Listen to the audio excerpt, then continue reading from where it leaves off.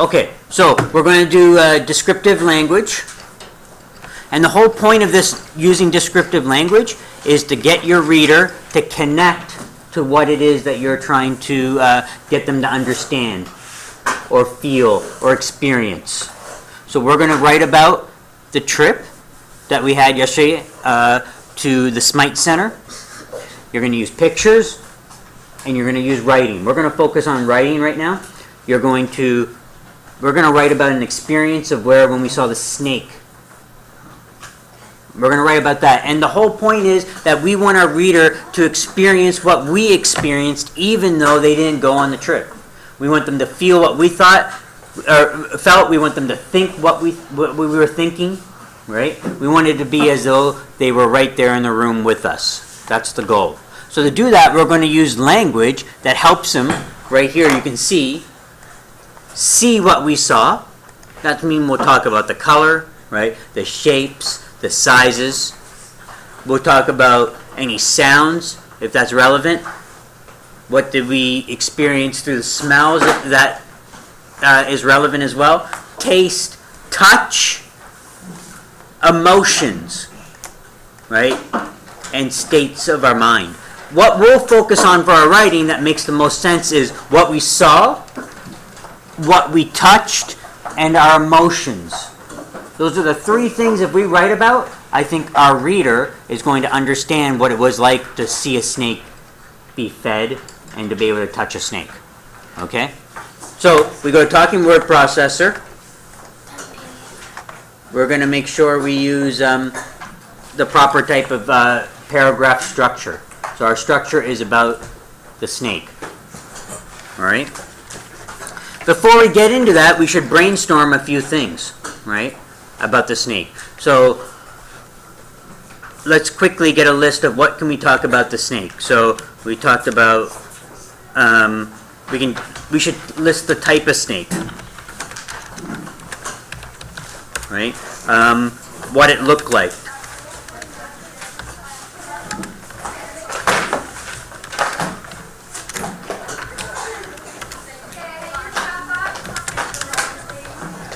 What it felt like.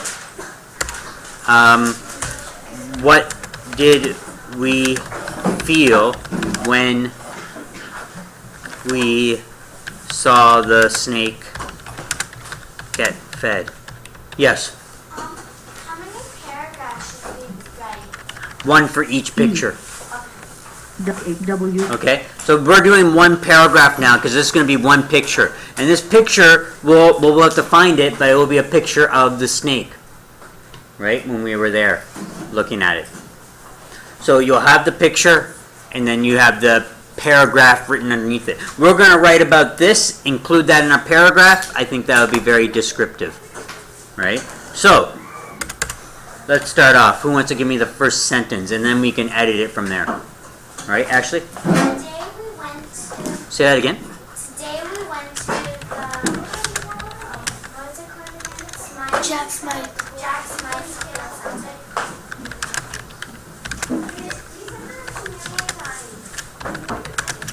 Science Center. What's the Science Center? Okay, we'll fix all that later. Let's just get our main ideas down, and then we'll add what we need to add in. Okay. Today we went to the Jack Smite Field Center. Let's add something to it just to complete the sentence. We went to learn about rocks and minerals.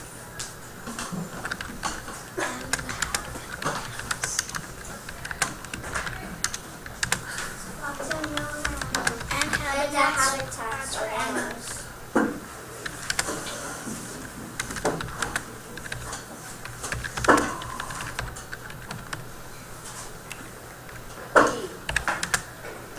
Okay. We're saying and too much though. Yeah, we are. And we'll fix all that, all right? We'll have to look at that. And that's what editing does. You write it, get your ideas out so you don't lose them, but then you have to go back and edit the work. You just have to. Right? That's just the part of the writing process. Right? So you're right. We're using and too much. So let's not lose our train of thought. So we'll just highlight it real quick to let us know this is something we need to think about changing. Okay? All right. Next sentence. That's one sentence. We're aiming for 4 to 6 sentences. Remember, this is our starting thing. We want to talk about the snake, though. Right? We need to now have a sentence that's going to bring us in and start focusing on the snake. Harshdeep?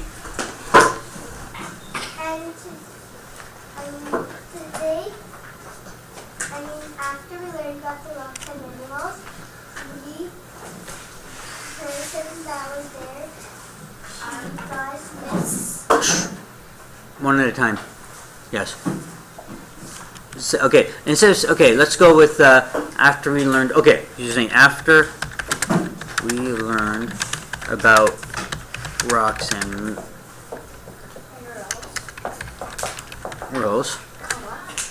We saw a snake. Okay. We saw a snake. This is where the descriptive language comes in. So just saying snake, let's put the type of snake then, right? Yeah. We saw a Kushu?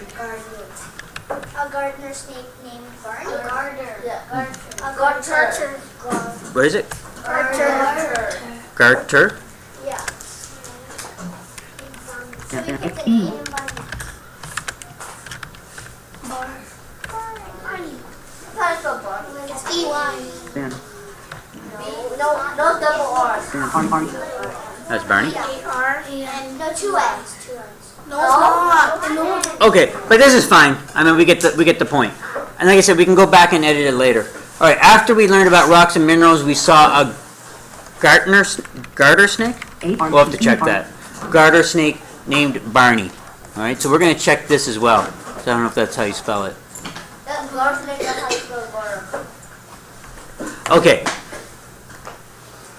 Now what? We need another sentence that's now going to, give us, we can talk more about what the snake looked like, right? Maybe the opportunity to touch it. And then we could talk about finally what it was like when we felt it, or not felt it, but fed it, and what we were feeling as well. We need to start making that connection. All right? Zaid? Today, we got to see it eating its food. I think we're jumping though. Let's do it in order. They didn't feed it first. You got to touch it first. So let's keep it in chronological order, because this is a journal and it's about a field trip. Let's not go from one thing to another. Keep it in the order that it happened. Right? So when you do your writing, I wouldn't write about the snake first. We're the things we did before the snake, right? Like the rock and mineral test. That may be something you want to write about, right? And we'll do that brainstorming later. But anyway, all right, try again.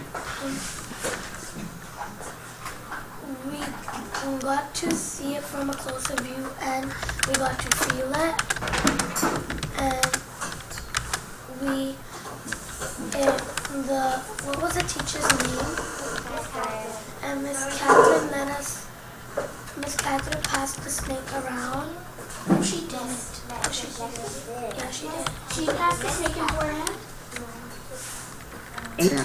And She passed the snake around. She walked around the circle. Walked around the circle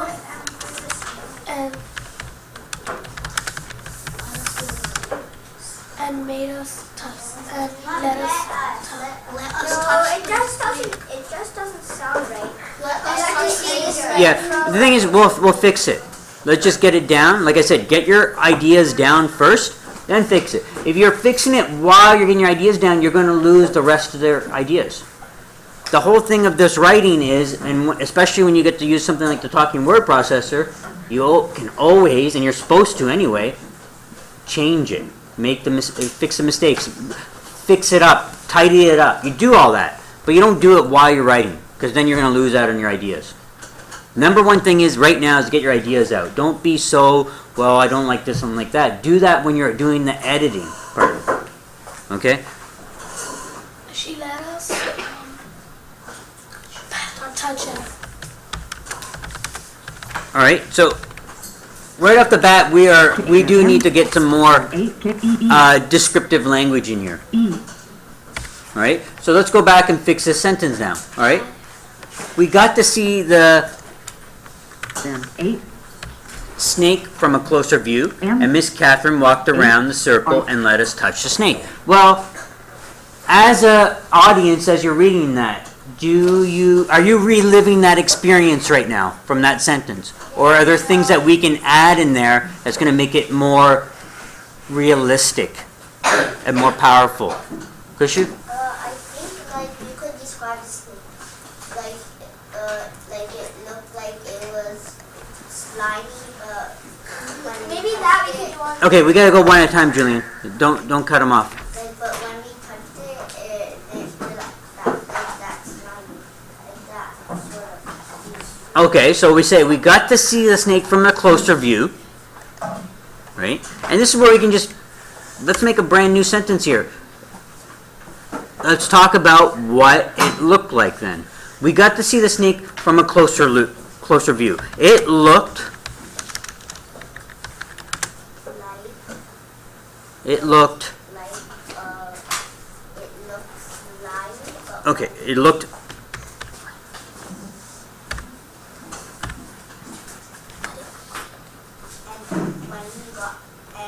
When we got to touch it. no, let's focus on what it looked like right now. Right? It looked slimy. Is there anything else it looked like? Right? What can we talk about? Let's go back here. When it says what it looked like, you can talk about colors, shapes, sizes, right? These are all words you can use as well, right? So let's focus on what it looked like right now. It looked slimy, Why? right? Dilroot? Besides, when they're done, you started wrote what part of these colors. It looked slimy. What color then? It looked like okay, when we got to see the snake from a closer view, it looked slimy. And we're gonna go. Okay, and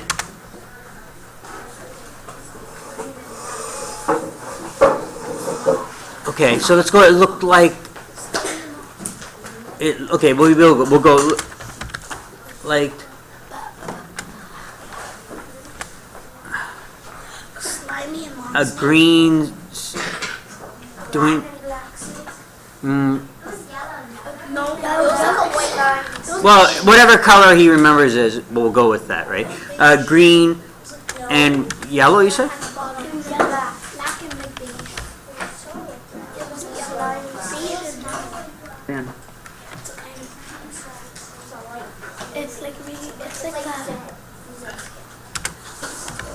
That's peach. Okay. Now here's the thing. Can we use another word instead of snake? What is this? Huh? Okay, because we are using snake a lot, so. Okay, so let's look at that sentence. We got to see the snake from a closer view. It looked like a green and black slimy reptile. It makes sense. Okay, good. Now let's go on to the next sentence. Right? Miss Catherine walked around the circle and let us touch the snake. Now, what can we put here? Now we want to talk about the touch, right? We want to talk about what it felt like, right? Temperature-wise, right? What did it remind you of? That kind of thing, right? Smooth, rough, soft, hard, cool, warm. Those are all really help the reader understand what this felt like without touching themselves. Surtaj? The viper felt cold. What's that? The viper felt cold. Julian, stop criticizing everything. Let him get the sentence out first. Then we can edit it. This is the third time I've said that. Yes, Surtaj. The viper feels cold and feely. Felt